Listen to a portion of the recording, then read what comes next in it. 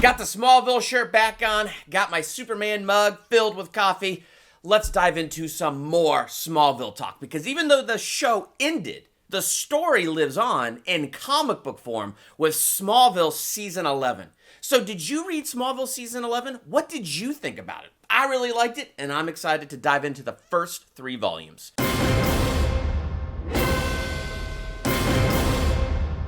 Welcome to Durbania. I'm Durbin, and this is my spoiler talk review for Smallville Season 11, Volumes 1 through 3. This is my first time going through and reading Season 11, so I haven't read anything past Volume 3. This is just my straight-up review, thoughts, and reactions to those first 3 volumes, what I think, and if I think they're a good continuation of Smallville, which I think it's a great continuation of Smallville. Even though we don't get to see Michael Rosenbaum, Tom Welling, Allison Mack, and Justin Hartley, and all these characters actually give their live action performances. We don't get the awesome "somebody save me" Smallville open.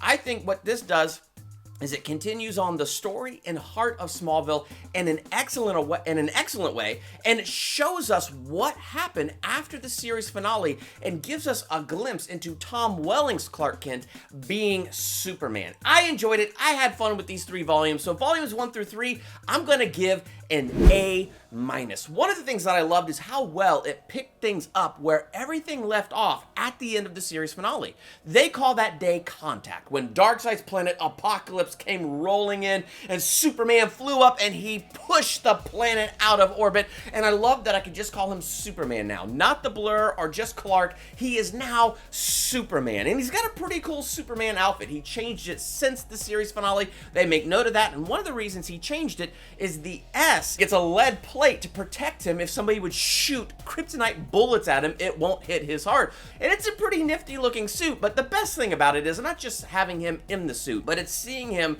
be Superman and joyous being Superman. He's enjoying fulfilling his calling and stepping out into his destiny. I do find it an interesting point, though, that he hasn't revealed to the world that he's actually an alien from Krypton, mainly because of these demon pictures they got of those creatures from Apocalypse. So I get why he hasn't told the world. I'll be interested to see how that develops throughout Season 11. We get a new power! So first we got Star Labs, which the founder is Dr. Virgil Swan, and it's here to help the Traveler discover more about himself and the world around him. And now Dr. Emil Hamilton, as we got to know in the latter seasons of Smallville, is heading it up and helping Clark learn more and more about himself. So one of the things they discover is multi-spectrum vision. It's not like they do anything overly spectacular with it.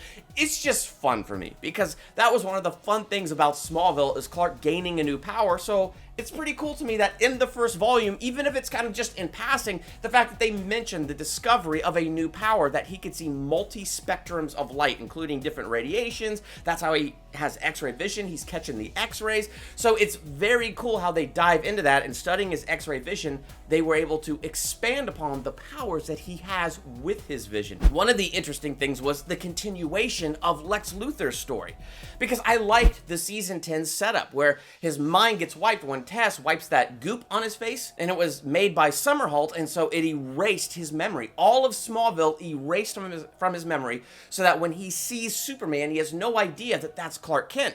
And so that feels like the setup between the typical Lex Luthor and Superman rivalry. But one thing that Lex kept is his obsession with Superman, especially this connection that Lex can't deny.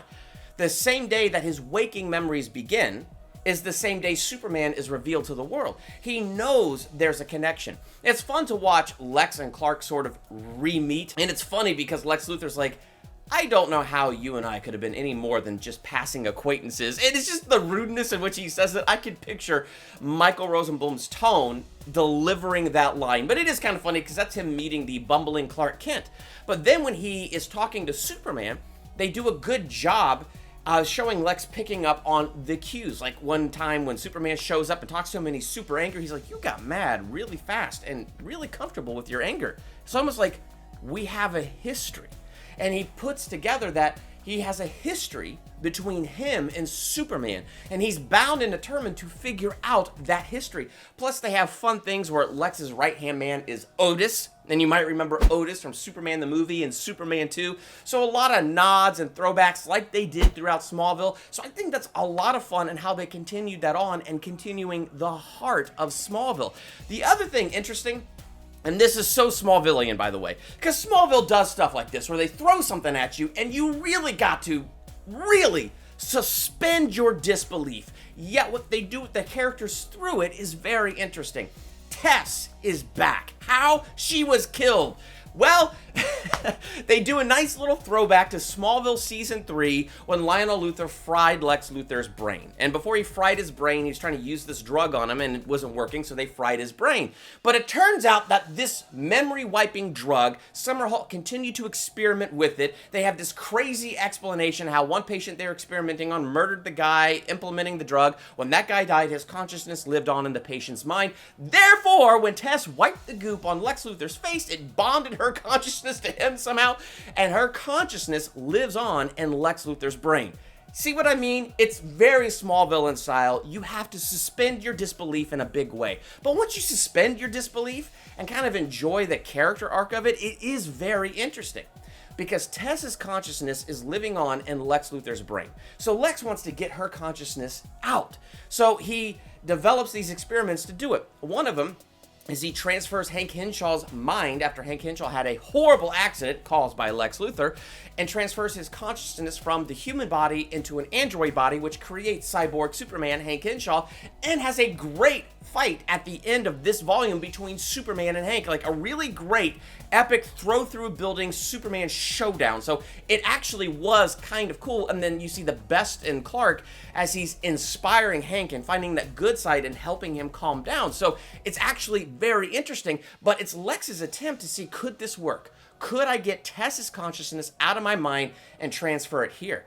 But as that turned out to be a failure and Hank kind of went psychotic, and it really took Superman helping to calm him down and all kinds of other interesting things, Lex is trying to find another way. But then he catches on, wait a minute, I'm connected to Superman. Maybe I could dig into Tess's memories.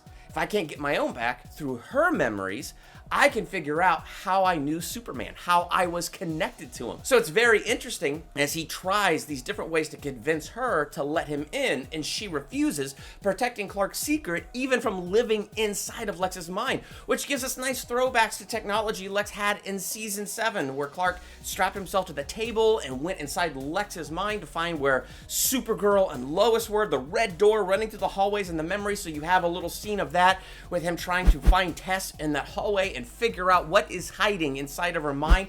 So there's a lot of interesting things. And where I left off, our heroes knocked out Lex, used that technology, and got Tess's consciousness out of his mind and put it into a computer. I don't know where it's going to go from there, and I'm interested to see where it goes from there, but I thought that was an interesting little character arc that kept Tess Mercer alive, her consciousness, her personality alive, and Lex trying to use that to dig in and figure out how he knows Superman, just to show that obsession continues, and they continued in a very cool Smallville way, making Lex Luthor a good villain for Superman. Another way they made him a great villain, and you really hate him for this, is the way he injured Hank Henshaw. So they were shooting a rocket into space to create a Guardian orbital platform to protect the world against future alien threats like Darkseid coming. But that was Lex's cover. Really, Lex fired the Guardian weapons, which burned up the ship, so Superman had to fly up there, saved the crew, but Hank had to fly it into orbit so that the radiation wouldn't crash back down on Earth. But the goal was to paint Superman in that radiation so Lex's satellites could follow him and track him wherever he goes. So after all of that effort in Season 10, for Clark to accept Clark kind of being nerdy and bumbling so that people would sort of ignore Clark Kent so he could be Superman, now that side of his life has to be sacrificed for an unknown amount of time until they can figure out how to get this radiation that has a 500-year lifespan off of him, because he can be tracked anywhere he goes.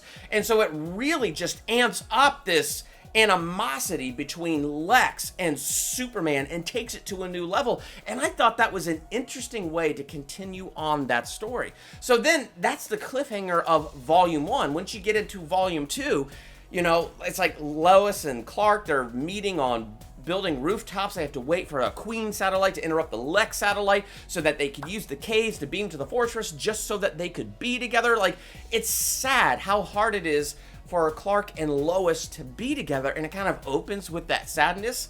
But then as it continues on, like, Superman is, his activity increases 400% because he's got nothing else to do. So he's just going around and saving the world, which leads us to finally getting the Smallville version of Batman, which I've been waiting for this for so long, and now that the Smallville Batman is here, I am not disappointed at all. Superman working a case in Metropolis, Batman working the same case, different angle in Gotham, leading them to the same prison on Stryker's Island in Metropolis, and I loved every detail of it. I loved Batman's outfit, even them paying attention to the minor things, like him painting that exposed part of his face black or gray. Just a little minor detail of him protecting his secret identity all the more. I love how Smallville takes heroes like this and makes it their own, with their own unique spin. Batman's sidekick, it's Nightwing, but not Dick Grayson, it's Barbara Gordon. So she's wearing the Nightwing outfit, but it's the Batgirl colors because she didn't like the name Batgirl, so she took on the name Nightwing. So I thought that was really interesting, and they did a good job with her character, and they made her likable. It was fun to see Nightwing versus Green Arrow, and then to have Green Arrow have a moment of bat envy where he sees Batman's high-tech gadgets, and he's like, I need to make better investments. Poor Green Arrow. But I love little moments like that and little details like that. And of course, when Superman and Batman meet, of course you gotta have that Batman v Superman battle. And in this battle, they reveal how cool Batman's high-tech gadgets are, how he is indeed the world's greatest detective, and what a great fighter he is. Because as Superman and Batman begin to fight, the bat insignia, it lights up red with the red solar energy of the red sun. And when I first saw that, I went, you've got to be kidding me. Batman doesn't even know about kryptonite. What business does this guy have knowing about the red sun and its effects on Superman? Are you kidding me? But this is where you see he's the world's greatest detective, because it flashes back to season 9 when the Kandorians burned Zod's insignia on all the world monuments. So Batman cross-referenced that insignia with the language on the walls of the Kawachi Caves in Smallville. Cross-referenced that with the symbol that is on Superman's chest, and realized Superman is more than likely of the same kind as Zod and the Kandorians. And then he's found that Zod's building, it was going to turn the sun red, so he figured, okay, red solar energy must have some kind of effect on them. Plus, after Zod destroyed Checkmate, Batman comes into the ruins of Checkmate, and whatever files are left over, he gets a hold of them and learns everything that he can. So in a sense, it was a gamble because he didn't really know what the red sun was going to do to Clark, and yet the gamble paid off. He put all that data together, fought Clark, shooting red solar energy out of his chest on the bat insignia. Even Clark was shocked because he's like, I know my weaknesses, but this is new. So that was a very cool way to introduce Batman. And as they begin to trust each other and respect each other and become friends, you have this great moment where you have Batman and Superman going up against Mr. Freeze and the Prankster. And the Prankster, having had work with the Toyman in the past, had kryptonite bullets. So thankfully, Clark, he had the lead S over his chest so it protected his heart, but he took some kryptonite slugs to the gut, and Batman had to save his life, which brings us to one of the coolest moments. Batman loads up Superman in the Batmobile, and off they go. They are being pursued by the police. They set up a police barricade to stop the Batmobile. The Batmobile goes into a drift and rolls and tumbles into the air and spins and goes over the barricade. You have these shocked expressions on the police face, Green Arrow's face, and Lois's face. It's this incredibly cool moment. And then you have Chloe on the Watchtower breaking into Batman's comms, connecting Batman to Lois, who explains you got to get the kryptonite out of him and then expose him to the yellow sun.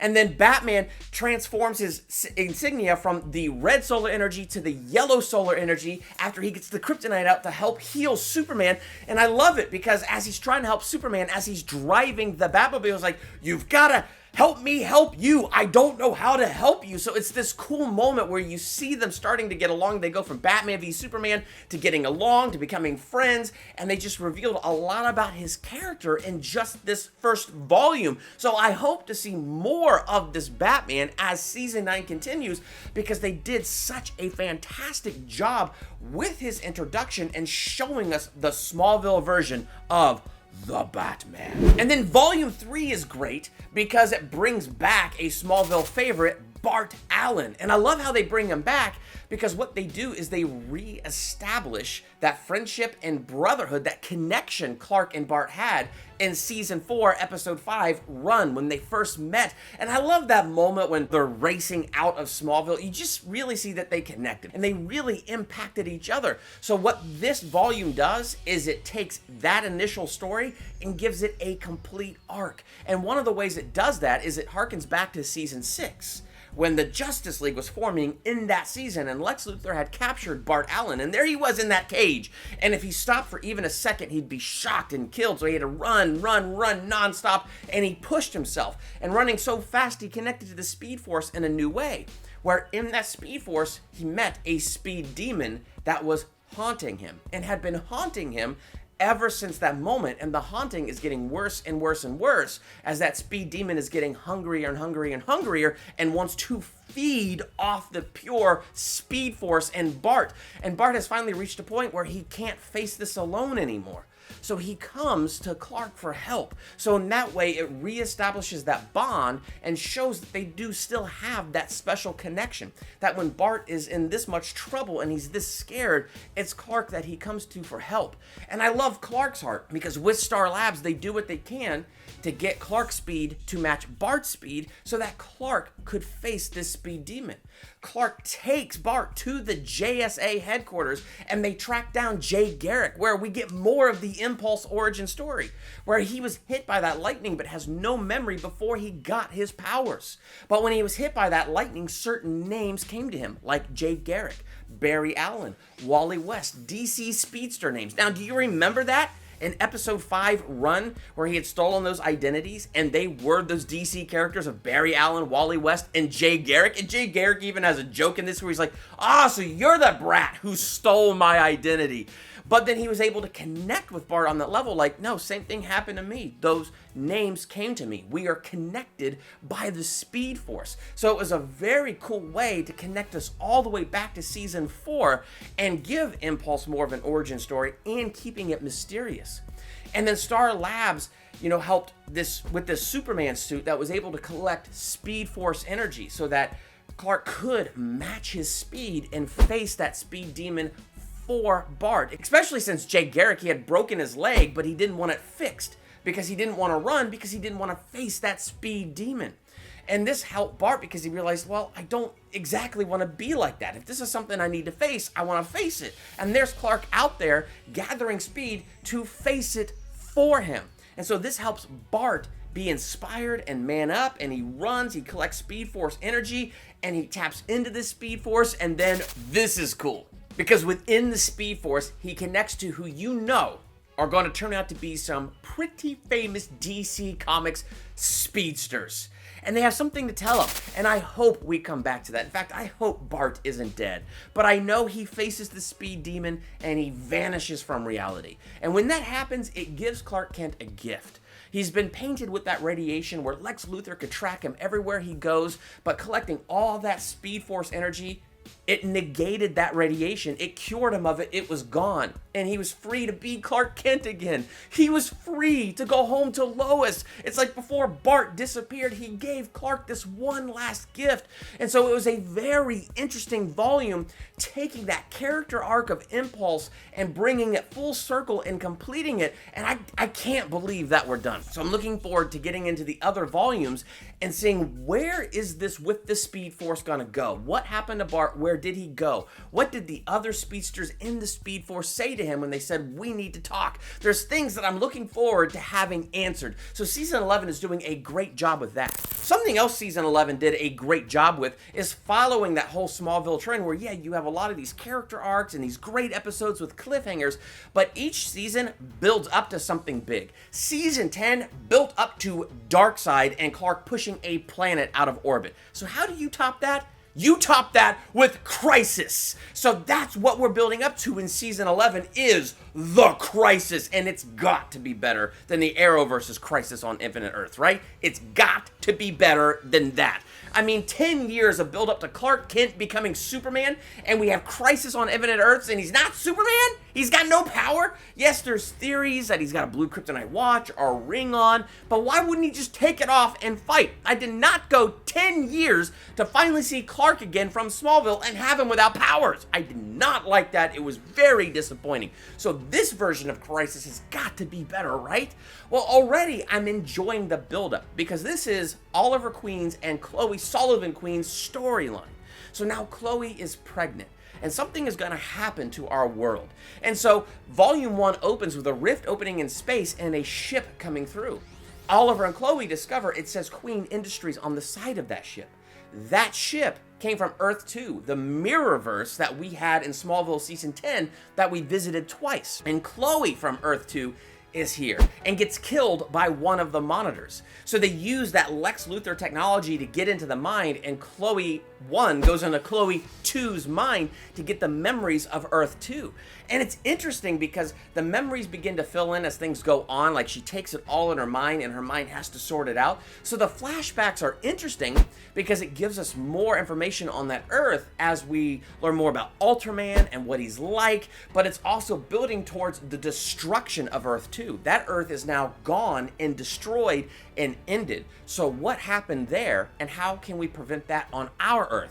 Especially now the added thing that Chloe is pregnant. And we do know that they win because this Smallville series finale goes 7 years into the future where she is reading that Smallville comic book to her son. So yeah, we know that they win, but the build-up to this crisis has begun, filling in what happened in Earth 2, and what are we going to do about that crisis? So I think it's interesting as Chloe and Oliver are solving this mystery of what happened to Earth 2. And I think one of my favorite things about Season 11, like I said, is just seeing Superman joyously living out his destiny. One of the things I love about Superman is the picture that he represents to me, because to me, he's the picture of what a Christian ought to be. He spends time in the sun. He's a battery, and he absorbs the sun's solar energy, which gives him the power to serve and go into the world performing great signs and wonders. And our job as Christians is to spend time with Jesus the Son, S-O-N, to be filled with his Spirit, to have the power to go into the world and show the world God's love in absolutely extraordinary ways. I think Superman is a great picture of that. And after 10 years of Smallville, we see Clark now finally living out his destiny. But what's interesting is, his destiny isn't all a bed of roses. In fact, this is one of his hardest challenges, the fact that Lex Luthor paints him with that radiation, and for a time he can't be Clark Kent or go home to the life that he built with Lois. Just because he arrived at his destiny didn't make life perfect or things easier. He still encountered tremendous trials that he had to overcome, and he couldn't give up. It reminds me of what Jesus said in John 16:33. In the world, you will have trouble, but take heart, I have overcome the world. When we walk with Jesus and we begin to walk out what he's called us to do, that doesn't mean life is going to be a bed of roses. In fact, some of those times when we meet resistance, it's the sign that we're on the right path. Because the devil's not going to sit back and just be like, oh good, they're fulfilling their destiny. Yeah, no, of course he's going to try to put up roadblocks and interfere and be a true enemy. And so sometimes as we're encountering those trials and those tribulations, it could be the sure sign that we're actually on the right path. Otherwise, we probably wouldn't be attacked. But it doesn't change the fact that that can be discouraging. And in the book of Galatians, it says, don't grow weary in doing good, for in time you will reap the harvest. So what it's saying is God's promises are real. Jesus said, take heart, I have overcome the world. That means as we walk with him, the victory that Jesus has over the world is the very victory that he gives us. Sometimes it feels like we can't see that, but we need to be faithful and continue following God, following his word, following what he's laid out for us. And as we are faithful to him and his word in our lives, we will reap that harvest. We just can't give up. We got to keep pressing forward. And we saw in the most extraordinary way, Clark got that radiation removed, and he was able to come home to Lois. So we need to not give up and continue to press forward. So what did you think of Smallville Season 11? I think so far these first 3 volumes are fantastic. So let's talk about that in the comments, and don't dive into the other volumes. I'm only going 1 through 3. I don't want any spoilers, and I'm looking forward into diving into the rest. So did you like Smallville Season 11? Let's talk about that. And while you're there, hit that subscribe button to become a Durbanian. Hit that bell by the subscribe button so you're notified for my next movie review, ranking video, theological analysis, or anything else I do here. I'm Durbin. Thanks for checking out Durbania.